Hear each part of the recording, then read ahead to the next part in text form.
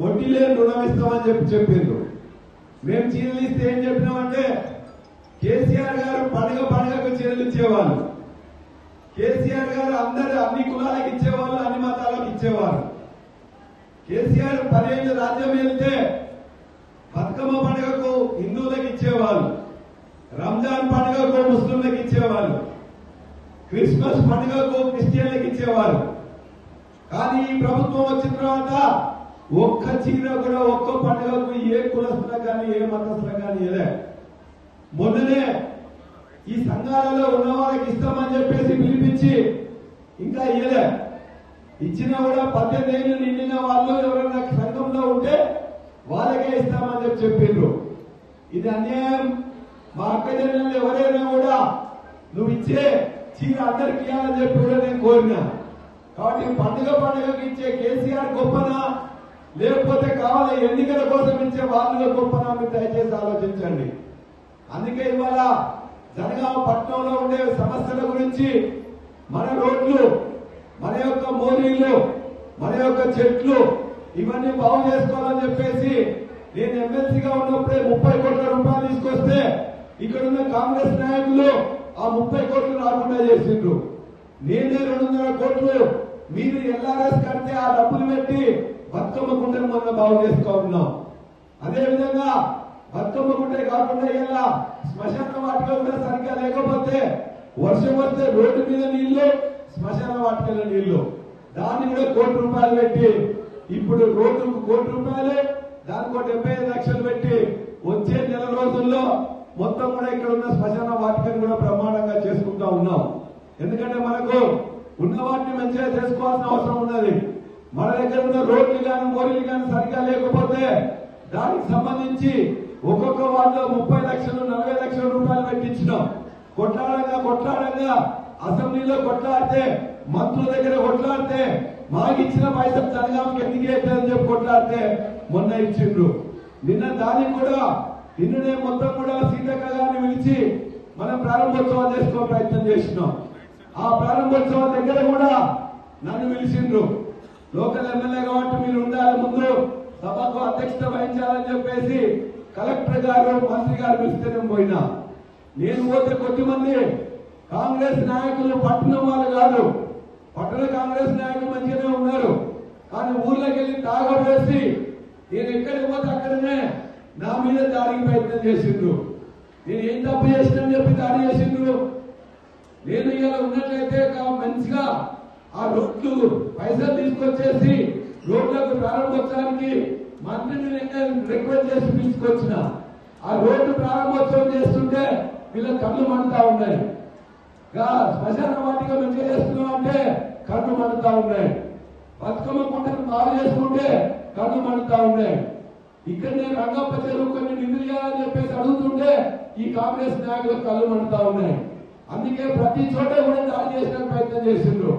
నేనేమన్నా జనగామలో ప్రశాంత పరిస్థితి ఉండాలి, దాడి చేద్దామంటే మా తమ్ముళ్ళు చాలా మంది ఉండే మేము ఖచ్చితంగా మాట్లాడినంత నశం అయిపోయేటోళ్ళు. కానీ మనం ప్రశాంతంగా ఉండాలి, మనకు కావాల్సిన అభివృద్ధి పనులు తెచ్చుకోవాలి, మనం ముందున్న రోడ్డు బాగు చేసుకోవాలి, ఆ మోరీ బాగు చేసుకోవాలి, ఉన్న చెట్లకు నీళ్లు పోసుకోవాలి, కావాలంటే కొత్త చెట్లు పెట్టుకోవాలి. ఇది పట్టణం గురించి మనం పైసలు చేసుకోవాలి. మంచినీళ్ళు సరిగ్గా రాకపోతే మంచినీళ్ళు నల్లాలు మరిన్ని పెట్టుకోవాలి, ఆ చీటకోడు రిజర్వాయర్ని శుభ్రం చేసుకోవాలి, రంగంప చెరువును బాగు చేసుకోవాలి, మన హాస్పిటల్లో అందరూ డాక్టర్లు మంచిగా వచ్చినట్టు చూసుకోవాలి. ఇది నేను ప్రయత్నం చేస్తుంటే వాళ్ళ కంటగింపుగా ఉన్నది. నేను ఆ వైద్యం గురించి కూడా మీకు తెలుసు. ఇవాళ జనగామ జిల్లా అయిన తర్వాత జనగామ జిల్లాలో బ్రహ్మాండమైన హాస్పిటల్ వచ్చింది.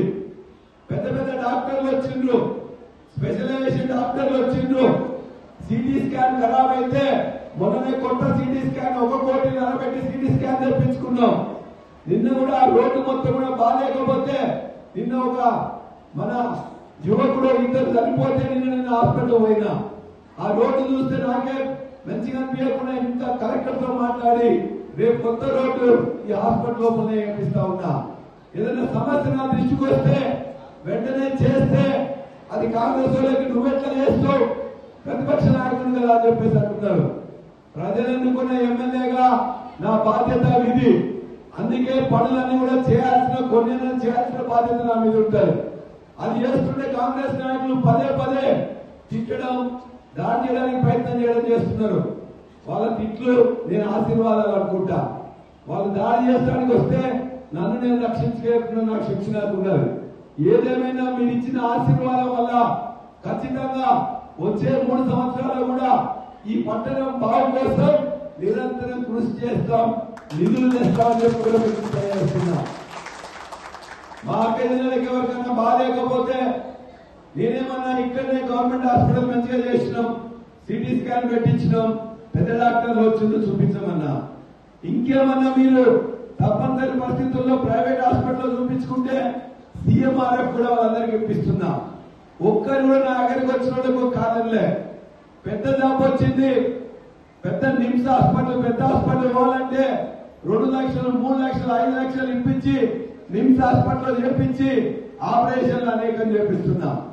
అంతేకాదు నాకు సంబంధించిన హాస్పిటల్ నీలిమ హాస్పిటల్ కూడా ఉన్నది. మీకు ఆనాడే చెప్పినా, రేపు పొద్దున నన్ను ఎన్నుకుంటే ఈ ఆధార్ కార్డు జనగామ పట్టణం నుంచి కానీ, జనగామ నియోజకవర్గం నుంచి కానీ, జనగామ నుంచి వచ్చినాం ఆధార్ కార్డు ఇదని చెప్తే ఒక్క పైసా ఖర్చు లేకుండా డాక్టర్లు కన్సల్టెన్సీ చేస్తున్నారు. ఒక్క పైసా ఖర్చు లేకుండా పరీక్షలను చేస్తా ఉన్నారు. ఒక్క పైసా ఖర్చు లేకుండా ఆపరేషన్లను చేస్తా ఉన్నారు. ఒక్క పైసా ఖర్చు లేకుండా మందులు కూడా ఇస్తా ఉన్నారు. ఇక్కడ నీలిమ హాస్పిటల్ పోయినా అక్కడన్నా పోయినాక పైసలు తీసుకున్నారా? పైసలు తీసుకున్నాక మంచిగా వచ్చింది కదా. కాంగ్రెస్ వాళ్ళు మాట్లాడుతున్నారు ఆ హాస్పిటల్కి పోతే ఎవరికైనా ఏమైనా అవుతుందేమో పోకండి అని చెప్తా ఉన్నారు. నేను ఎవరిని కూడా నేను చెప్పలే. ఇక్కడ ఏమైనా బాగా అయితే ఇక్కడనే చేపించుకున్నాక అని చెప్తున్నా. లేదు నిమ్స్ హాస్పిటల్ పోతే ఫ్రీగా చేపిస్తా అని చెప్తున్నా. లేదు ఇంకెక్కడైనా ప్రైవేట్ పోతే సీఎంఆర్ఎఫ్ ఇప్పిస్తున్నా. ఎక్కడ సాధ్యం కాకపోతే మా హాస్పిటల్ పోతే పైసలు లేకుండా చేస్తానా.